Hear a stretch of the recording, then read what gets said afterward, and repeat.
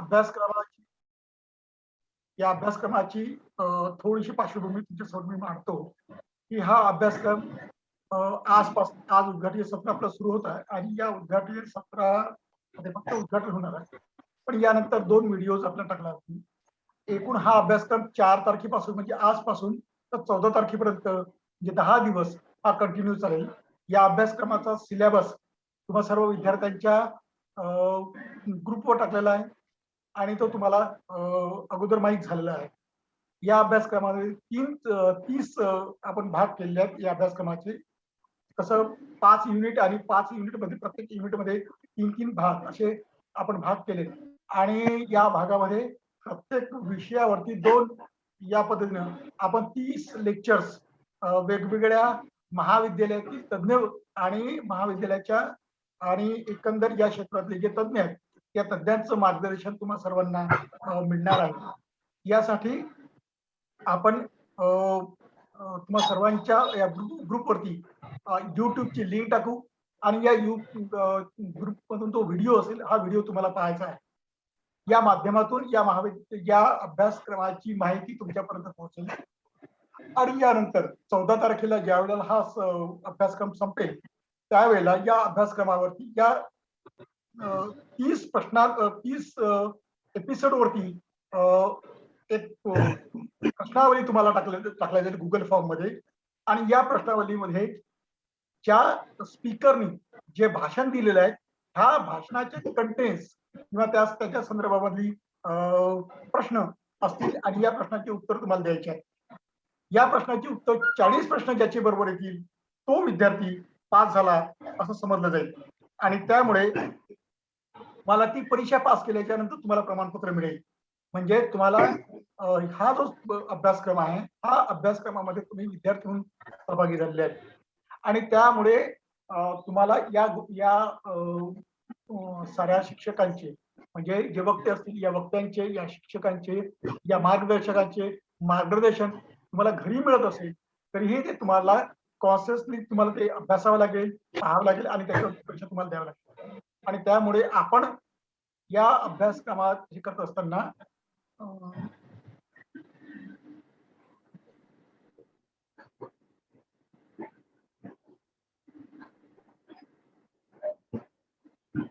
मी सर्वांना विनंती करतो की कृपया तुमच्या सर्वांचे माईक म्यूट करा. अनेकांचे माईक कदाचित सुरू असतील. यामध्ये चौधरी प्राची चौधरी कृपया तुमचा माईक सुरू आहे बंद करा. तर या अभ्यासक्रमाच्या माध्यमातून आपल्याला सामाजिक न्याय आणि राष्ट्रीय एकात्मता या संदर्भातल्या वेगवेगळ्या विषयाच्या अनुषंगाने माहिती तुमच्यापर्यंत पोहोचवणे हा मुख्य उद्देश आहे. यामध्ये नैतिक मूल्य आणि राष्ट्रीय भावना, राष्ट्रीयत्वाची भावना विद्यार्थ्यांमध्ये रुजावी, ती वृद्धिंगत व्हावी आणि ती परिपक्व व्हावी या उद्देशाने हा अभ्यासक्रम आपण सुरू केलेला आहे. तरीही आता या अभ्यास जास्त वेळ खर्च न करता त्यांना जास्त वेळ मिळावा म्हणून मी त्या अभ्यासक्रमाचे उद्घाटक डॉक्टर संतोष बनसोड सर यांना मी विनंती करतो की त्यांनी आपल्या उद्घाटनीय आणि आपल्या भाषणाला सुरुवात करावी. Doctor Santosh Bansod sir. धन्यवाद दादा.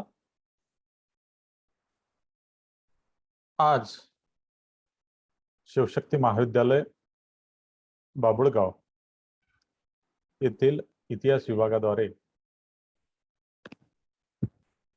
अतिशय स्तुत्य असा उपक्रम एक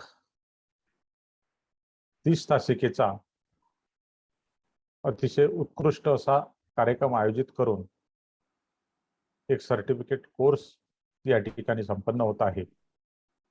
या सर्टिफिकेट कोर्सच्या उद्घाटनीय समारंभाच्या सन्माननीय अध्यक्षा महाविद्यालयाची धुरा ज्यांच्या खांद्यावर संस्थेने अतिशय सन्मानाने दिलेली आहे आणि ज्या अतिशय समर्थपणे या ठिकाणी पेलत आहेत, ज्या अर्थशास्त्राच्या गाड्या अभ्यासक आहेत, राष्ट्रीय सेवा योजनेमध्ये ज्यांनी उत्कृष्ट असं कार्य केलेले आहे आमच्या मार्गदर्शिका प्राचार्य डॉक्टर अर्थात चौधरी मॅडम या सर्टिफिकेट कोर्सचे समन्वयक, आमचे मार्गदर्शक ज्यांनी आम्हाला घडवलं,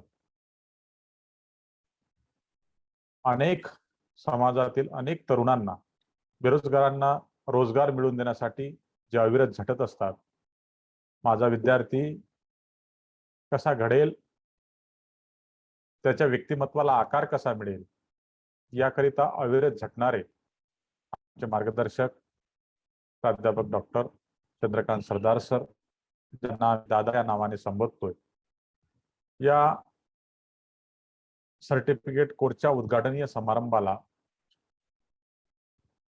उपस्थित सहभागी सर्व महाविद्यालयाचे प्राध्यापक वृंद तथा सर्टिफिकेट कोर्समध्ये ज्यांनी प्रवेश घेतलेला आहे, अतिशय चांगल्या विषयावर हा सर्टिफिकेट कोर्स या ठिकाणी आयोजित केलेला आहे, त्या कोर्सला प्रवेशित असलेले सर्व विद्यार्थी व विद्यार्थी मित्र आणि मैत्रिणी, सर्वप्रथम मी या ठिकाणी घोषित करतोय की या सर्टिफिकेट कोर्सचे या ठिकाणी सर्व आहे, त्याने मी या ठिकाणी सर्वप्रथम घोषित करतो. माझा आवाज येतोय ना? हॅलो.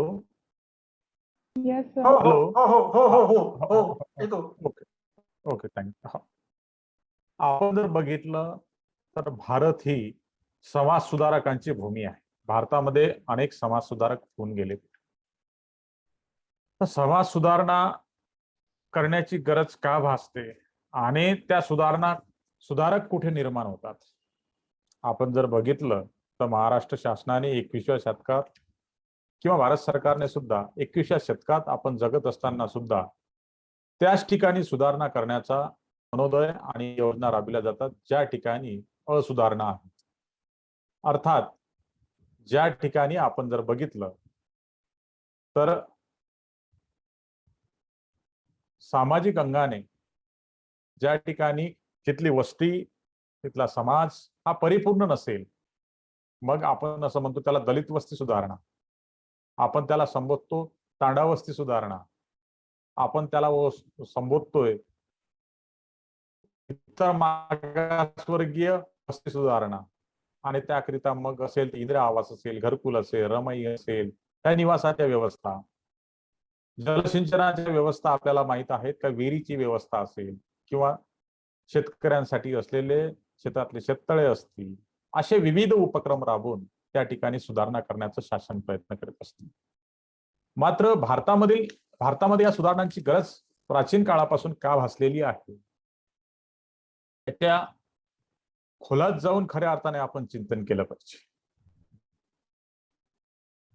तेव्हाच आपल्याला या समाज सुधारकांच्या कार्याचं महत्व, या समाज सुधारकांनी समाजाला न्याय देण्यासाठी जे अविरतपणे अहोरात्र परिश्रम केले, आणि म्हणून आज भारतामध्ये समाज परिवर्तन होऊन एक चांगला समाज उभा होऊ शकला. त्यामध्ये विशेषतः ज्या महाराष्ट्राला आपण फुले शाहू आंबेडकरांचा महाराष्ट्र म्हणतो, जो आधुनिक महाराष्ट्र या ठिकाणी आपल्याला सर्वांच्या समोर अतिशय दिमाखात उभा दिसतो. संपूर्ण भारतामध्ये जो पुरोगामी प्रांत असेल, राज्य असेल, तर ते महाराष्ट्र आहे. याचं मुख्य कारण असेल की याचं मुख्य कारण म्हणजे महाराष्ट्रामध्ये होऊन गेलेले समाज सुधारक आहे. समाज सुधारकांचा विचार जर आपण केला तर आपण म्हणजे त्याचे आपल्याला साक्ष पुरावे किंवा इतिहासाचे संदर्भ मिळत नाही, मात्र ज्याला आपण दिवस पुस्तकाने वंदितो, जसे भगवान कृष्ण असेल, त्या भगवान कृष्ण हे सुद्धा समाज सुधारक होऊन गेले. भगवान कृष्णाची आपण मांडणी वेगळ्या अंगाने करतो, मात्र आपण जर बघितलं तर ज्या राक्षसाच्या तावडीतून त्यांनी 16,000 स्त्रियांची त्याच्या तुरुंगातून सुटका केली, आजच्या 21व्या शतकात जगत असताना सुद्धा आपली मुलगी असेल, बहीण असेल किंवा मैत्रीण असेल, ती जर एखाद्या मित्रासमोर 4-8 दिवस जर बाहेरगावी फिरून आली तर आजही घरात तिला घ्यायचे की नाही हा प्रश्न उपस्थित होतो. समाजामध्ये लोकांचा बघण्याचा दृष्टिकोन तिच्याकडे वेगळा आहे.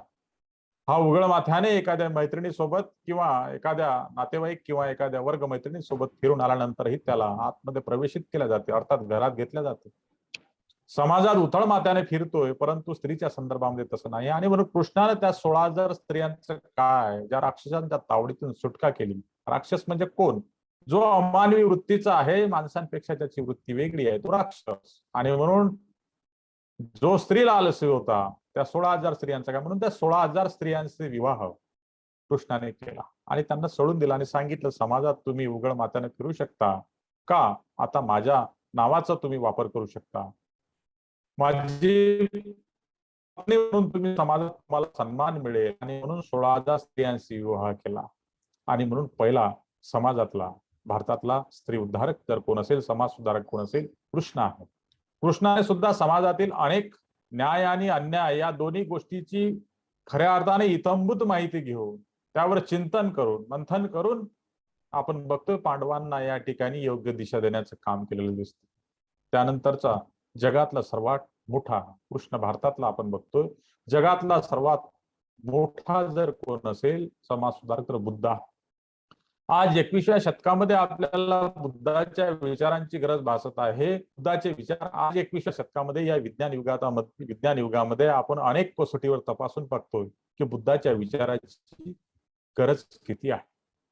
बुद्धाने तत्कालीन काळात इसवी सन पूर्व 6व्या शतकामध्ये विज्ञानाचा अंगीकार करून आपली विचारसरणी या ठिकाणी विषद केली. जो इतिहासामध्ये कार्यकारण भाव असतो, समाजामधील अनेक घटनांशी आपण बघतो. एखादं लहान बाळ असेल, छोटस बाळ असेल, ज्या बाळाला गोंडस बाळ असते, आपण त्याला काखेत घेतो आणि कवटाळतो मित्रांनो. आणि कवटाळतो, आपण त्याचा लाड करण्याचा प्रयत्न करतो, परंतु त्या लहान बाळाला आपल्या हाताच्या, आपल्या शरीराच्या इजा होत असतात. आणि तो त्या आपण कवटाळलेल्या त्या बाळाला त्याचा जीव गुदमरतोय, म्हणून तो बोखरतोय, आपल्याला बोखरतोय, त्याच्या नखाने आपल्याला पंजा मारण्याचा प्रयत्न करतो. ही जी वृत्ती आहे माणसामध्ये, आपण जर विचार केला तर बुद्धाने या तत्कालीन काळामध्ये या सर्व गोष्टीचा, या सर्व या ठिकाणची चातुर्वर्ण व्यवस्था, 4 वेदांच्या आधारावर या ठिकाणी उभी झालेली समाज व्यवस्था, धर्मग्रंथांच्या आधारावर झालेली मांडणी, आणि त्यामध्ये मग स्त्रियांचं कोणतंही नसलेलं स्थान, समाजामध्ये ज्या काही गोष्टी घडतात. आता कार्यकारण भाव आहे, हा कार्यकारण भाव जे बाळ ज्या पद्धतीनं रिॲक्ट होते आणि आपल्यावर पंजा मारतोय, त्या पद्धतीचं बुद्धानं इसवी सन पूर्व 6व्या शतकामध्ये कार्यकारण भाव या ठिकाणी विषद केला. एका प्रसंगाशी अनेक प्रसंग निगडित असतात आणि त्यानुसार ते चक्र असते. आणि म्हणून ते जन्म आणि मृत्यूचं चक्र, फक्त बुद्धाने जन्म आणि मृत्यूचं चक्र सांगितलं नाही. जो जगातला पहिला उद्धारक आहे, तर त्याने सर्व प्रसंगाशी, सर्व घटनांशी खऱ्या अर्थाने चक्र कसं असते या चक्राची मांडणी करणारा पहिला बुद्ध. त्याने बघितलं की या ठिकाणचा तो अस्पृश्य आणि चांडाळ यांचा विचार सोडा, मात्र भारतातील हे तर जगातील बुद्धाचा जन्म भारतामध्ये झाला. आणि म्हणून भारतातील समाज व्यवस्थेचं त्याने चिंतन केल्यानंतर, समाज व्यवस्था निहाळल्यानंतर लक्षात आलं की या ठिकाणचा जो 50% वर्ग आहे, ज्याला आपण स्त्री वर्ग म्हणतो, हा जो 50% वर्ग आहे, स्त्री वर्ग आहे, ह्या स्त्रिया आजही खितपत दारिद्र्यामध्ये आणि गुलामगिरीत पडलेल्या आहेत. वास्तविक पाहता पुरुषांपेक्षा प्रचंड गुण, म्हणजे ज्याला आपण बघतोय की पुरुषांपेक्षा अतिशय चांगले गुण, सद्गुण स्त्रियांमध्ये आहेत. मग ते सेवाव्रत असेल, तो त्याग असेल, ते संयम असेल, सहनशीलता असेल, हे सर्व गुण बुद्धाने बघितले. आणि मग ते आम्रपाली, सुमन, ते आपण बघतो मल्लिका, संघमित्रा, या सर्व स्त्रियांचे त्यांनी गुण बघितले, न्याहाळले, त्यावर चिंतन केलं. आणि सर्वप्रथम या ठिकाणी बौद्ध धर्मामध्ये, भिक्षू संघामध्ये स्त्रियांना स्थान दिलं.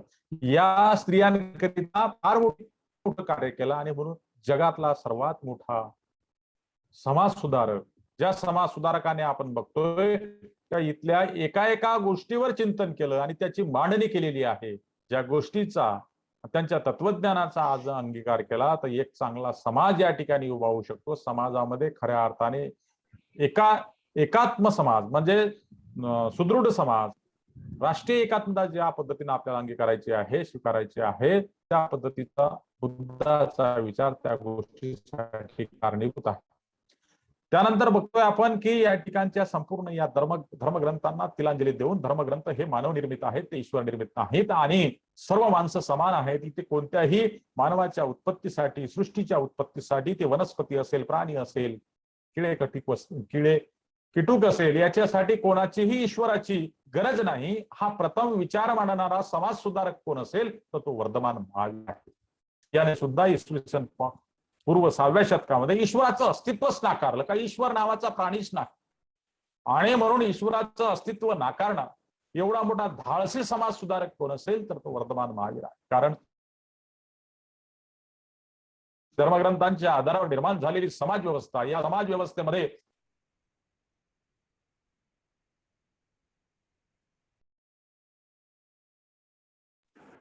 आस्वाद घ्यायचा असेल, कोणत्याही गोष्टीचा आस्वाद घ्यायचा असेल तर कोणतीही बाब ही ईश्वराशिवाय होत नाही. या सर्व घटकांशी कारणीभूत कोण आहे तर ईश्वर आहे. अशा पद्धतीची समाज व्यवस्था, अशा पद्धतीचा विचार प्रचलित आणि दृढ असताना त्या विरोधामध्ये बंड करून ईश्वराचं अस्तित्व नाकारणारा महान सुधारक म्हणजे वर्धमान महावीर आहे. आपण बघतो. त्यानंतर आपण बघतोय की चार्वाकाने सुद्धा याच पद्धतीनं मांडणी केली. या फळीमध्येच आपण बघतोय की महात्मा बसवेश्वराने सुद्धा तीच मांडणी केली. आज ज्यांची जयंती आहे श्री चक्रधर स्वामी, या चक्रधर स्वामीने सुद्धा 12व्या शतकामध्ये या ठिकाणी आपण बघतोय का इथली जी जाती व्यवस्था होती, इथली जी वर्ण व्यवस्था होती, या वर्ण व्यवस्थेला, जाती व्यवस्थेला भारतामध्ये तळा देण्याचं काम केलं असेल. इसवी सन पूर्व 6व्या शतकामध्ये होऊन गेलेले महावीर बुद्ध सोडा, परंतु इसवी सनाच्या 12व्या शतकापासून चक्रधर स्वामीने ज्या पद्धतीने या ठिकाणी मांडणी केली, आणि म्हणून आजही जर आपण बघितलं तर मानभाव पंथामध्ये कोणताही जातीभेद नाही. मानभाव पंथामध्ये आपण बघतो का अनेक सर्वच जाती धर्माचे लोक मानभाव पंथामध्ये आहेत, तो त्यांचा पंथ आहे. आणि म्हणून मोठ्या संख्येने या हिंदू धर्मामध्ये या धर्मग्रंथांच्या आधारावर जे निर्माण झालेली वर्ण व्यवस्था होती, जाती व्यवस्था होती, या जाती व्यवस्थेला कंटाळलेला जो वर्ग होता, त्रस्त झालेला जो स्त्रियांचा वर्ग होता, या सर्व घटकांनी मानभाव पंथाला जवळ केलं. आणि म्हणून या सर्व जे काही शोषित घटक आहेत, जे खऱ्या अर्थाने गुलामीत आहेत, जे धार्मिक आणि सामाजिक गुलामीमध्ये मानवनिर्मित गुलामी अवस्थेमध्ये आहेत, अशा पद्धतीची जी व्यवस्था होती, या व्यवस्थेला धाडसी तळा देण्याचं काम कोण केलं असेल तर ते चक्रधर स्वामींनी केलं. आणि म्हणून या चक्रधर स्वामी सुद्धा एक महान होऊन गेले. त्याच काळामध्ये संत कबीरांचं सुद्धा आपल्याला माहित आहे का संत कबीर सुद्धा एक महान सुधारक होऊन गेले, ज्यांचे दोहे अतिशय प्रसिद्ध आहेत. आपण इतिहासाचे विद्यार्थी असाल तर आपल्याला माहित आहे, ज्ञात आहे का संत कबीर स्पष्टपणे म्हणायचे, मूर्तिपूजेचं खंडन करताना मांडायचे की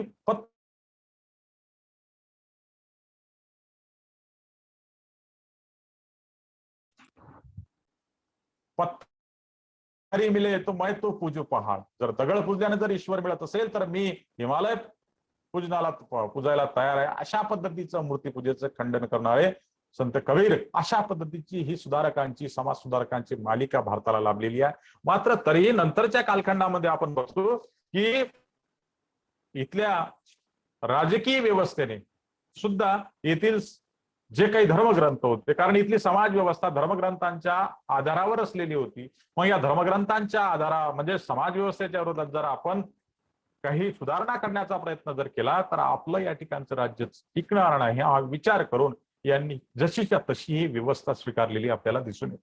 आणि म्हणून हे जशीच्या तशी त्यांनी व्यवस्था स्वीकारल्यामुळे नंतरच्या काळामध्ये आपण बघतोय का सुधारक निर्माण होण्याचं, म्हणजे सुधारक निर्माण होण्यासाठी जी परिस्थिती पाहिजे, म्हणजे तुम्हाला सांगितलं ज्या ठिकाणी काम करण्याची जी बाब असेल, शेतामध्ये जर फार मोठ्या प्रमाणात जर तणकट जर निर्माण झालं असेल तर शेतामध्ये निंदन त्यासाठी मित्रांना लावलं जाते की त्या आपल्या पिकाच्या बाजूचं हे तणकट विळ्याच्या द्वारे काढलं जावं, म्हणजे ते निकोपणे ते पीक वाढावं आणि त्याला चांगलं भरघोर उत्पादन व्हावं, आणि चांगलं म्हणजे जो काही कपाशी असेल, सोयाबीन असेल, चांगलं उत्पादन व्हावं, अशा पद्धतीचं निकोप पिकांची वाढ व्हावी याकरिता तण बाजूला काढल्या जाते, त्यावर फवारणी केली जाते. अशा पद्धतीचं काम सुधारकांनी या तत्कालीन व्यवस्थेमध्ये केलेलं आहे.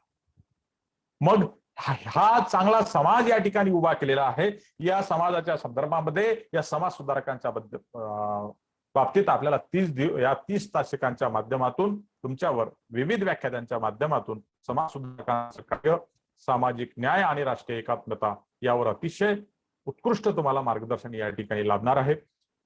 चांगले नामांकित वक्ते सन्माननीय चंद्रकांत दादा सरदार यांनी या ठिकाणी निमंत्रित केलेले आहेत, त्याचा सर्वांना तुम्हाला लाभ मिळणार आहे.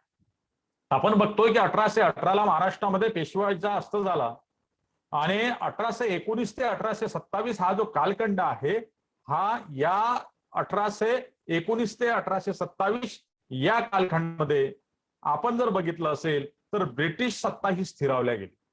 विशेषतः महाराष्ट्राच्या संदर्भामध्ये मी या ठिकाणी संबोधतो आहे.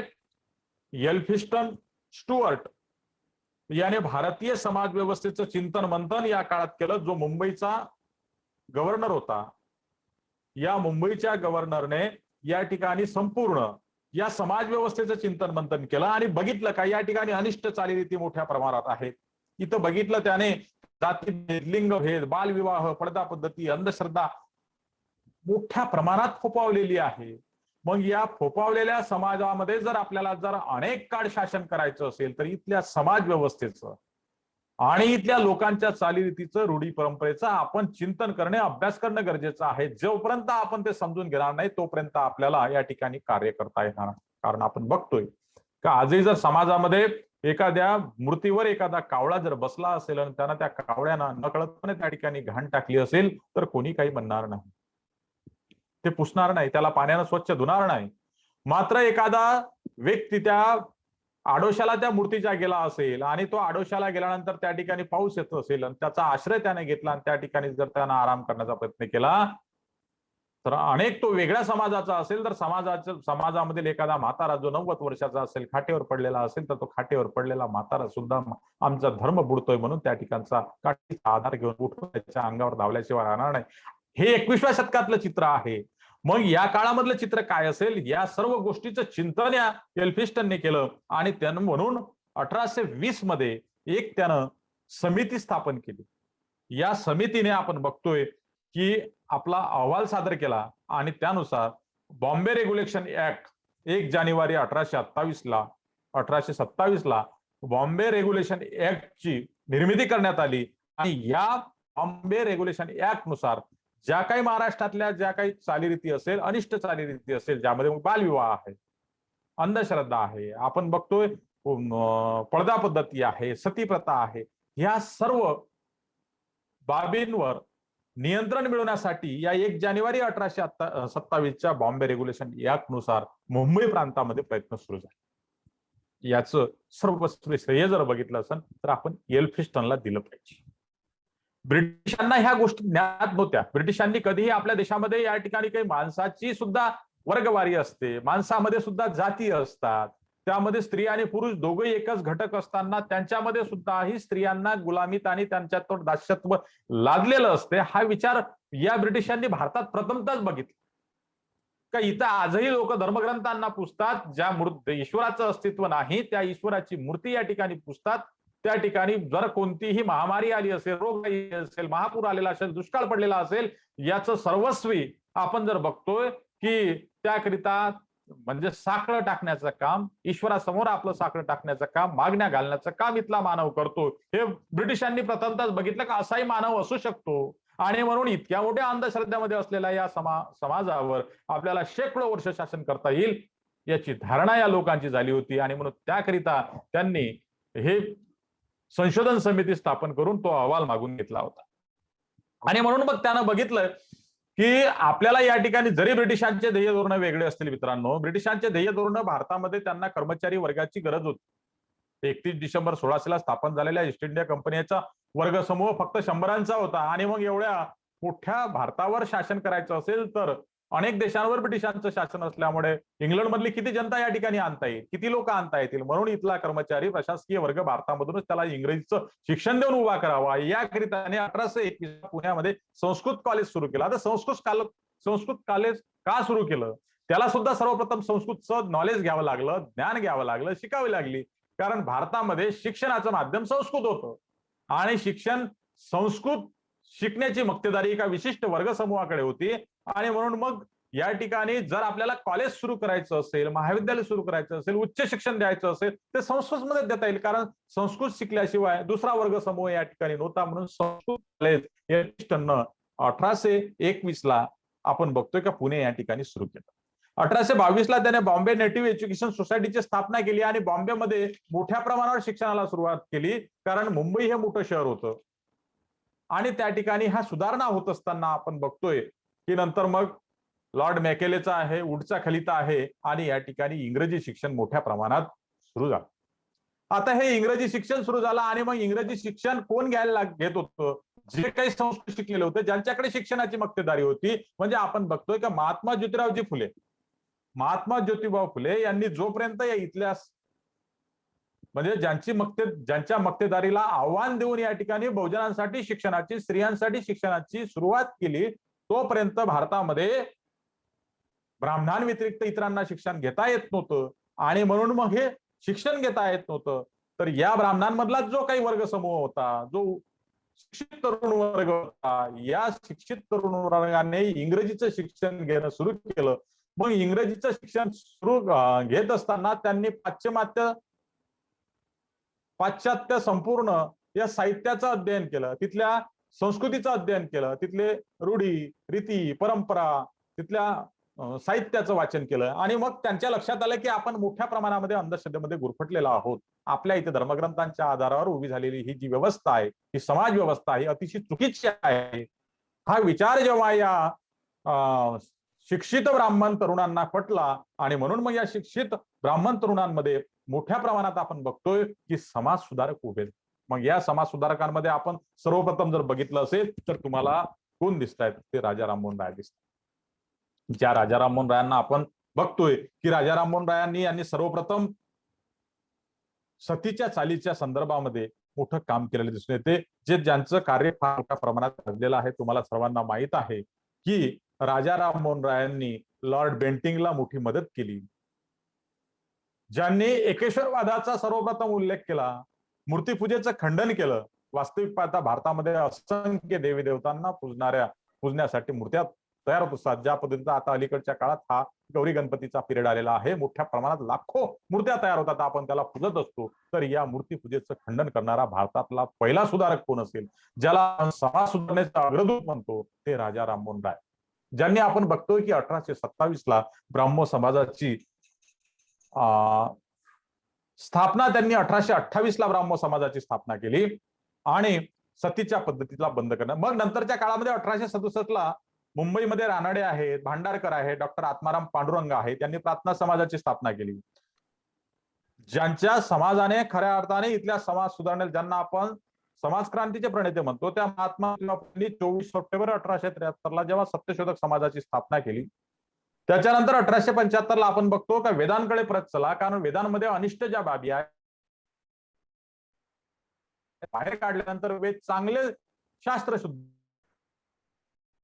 हॅलो हॅलो हॅलो, आवाज येतो ना? 2 मिनिटाच्या नंतर ही लिंक बंद होईल. पुन्हा आपल्याला व्यवस्थित करू शकतो. हे 2 मिनिटात मुंबई लिंक बंद होईल आणि पुन्हाच आपल्याला याच लिंकवर जॉईन व्हायचं आहे. ठीक आहे, कंटिन्यू. मुंबई या ठिकाणी त्यांनी आर्य समाजाची स्थापना केली. नंतर बघतो आपण की 1819 ते 1827 ज्या कालखंडामध्ये ब्रिटिशांची सत्ता स्थिरावली होती, याच काळामध्ये घडलेले आपण बघतोय की ज्यांनी शिकागो या ठिकाणी मोठ्या प्रमाणावर व्याख्यान दिलं, ते स्वामी विवेकानंद यांनी रामकृष्ण मिशनची स्थापना केली. हा संपूर्ण या वर्ग समूहाने, या समाजांनी या ठिकाणच्या अनिष्ट चालीरीती, रूढी, परंपरांना बाद करण्याचा प्रयत्न केला आणि एक निकोप समाज, खऱ्या अर्थाने शास्त्रशुद्ध समाज, ज्या समाजाची मांडणी व्यवस्थित असेल अशा पद्धतीचा प्रयत्न भारतामध्ये केला.